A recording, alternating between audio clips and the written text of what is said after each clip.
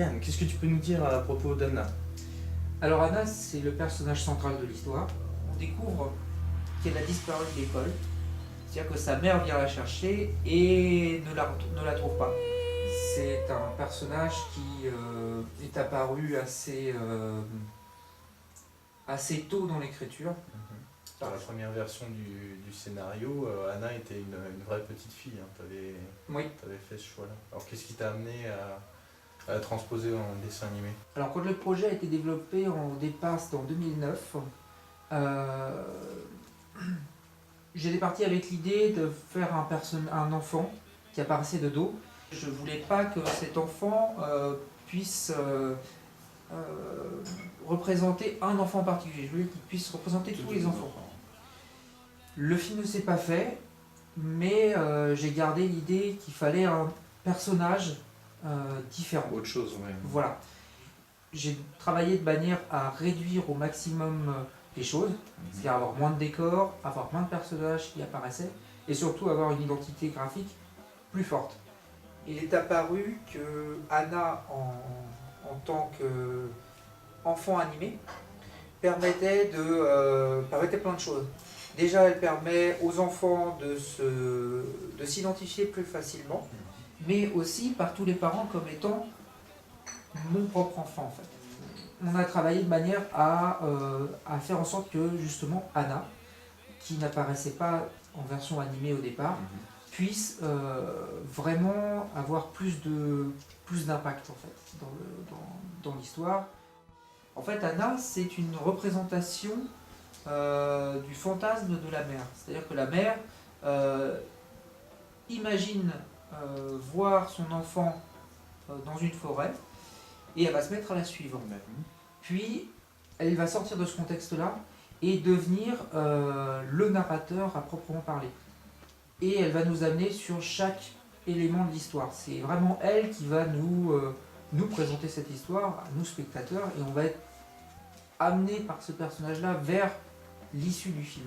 En fait, c'est un genre de fil rouge, quoi. Voilà, c'est un personnage qui ne parle pas. C'est-à-dire qu'elle n'a pas la possibilité de s'exprimer. Il est plus intéressant qu'elle n'ait aucun a priori sur les personnages qui sont là.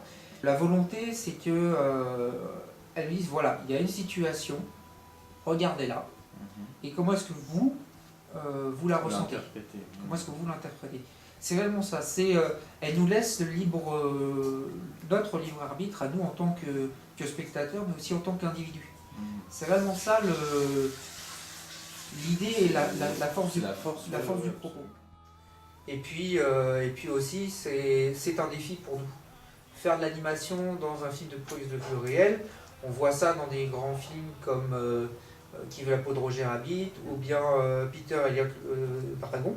Mais il n'y a pas, dans des courts-métrages, c'est une chose qui n'apparaît jamais. Parce que ça semble être une complexité. Voilà. Ou bien on ne sait pas. Mais globalement, l'idée n'est pas là. Tu parlais de fraîcheur tout à l'heure, c'est par rapport à la lourdeur du sujet que tu traites, parce que la disparition d'enfants, c'est pas un truc qu'on voit tous les jours, ça doit être difficile pour un premier film de traiter un sujet comme ça. Cette difficulté en fait du sujet doit être compensée par une approche complètement différente. Ça permet d'arriver dans un film lourd, compliqué, plutôt d'orientation adulte, à un film assez léger. Elle va permettre en fait que le public visé, qui sont les enfants en fait, elle va leur permettre de s'approprier et le personnage et l'histoire. Un film, une animation qui puisse donner aux enfants l'envie d'en parler après avec leurs parents ou avec leurs instituteurs ou d'autres personnes.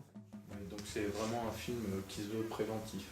Oui. C'est pour engager le dialogue autour de ce genre pas de problème, mais de drame, entre guillemets, parce que oui. ça peut en être un. Les disparitions d'enfants à la sortie des écoles sont des choses extrêmement rares. On a vu à Colombes il y a quelques jours, c'est exactement ça. les gens interrogés ont bien dit ça n'arrive quasiment jamais. Et le problème, c'est que ça peut arriver.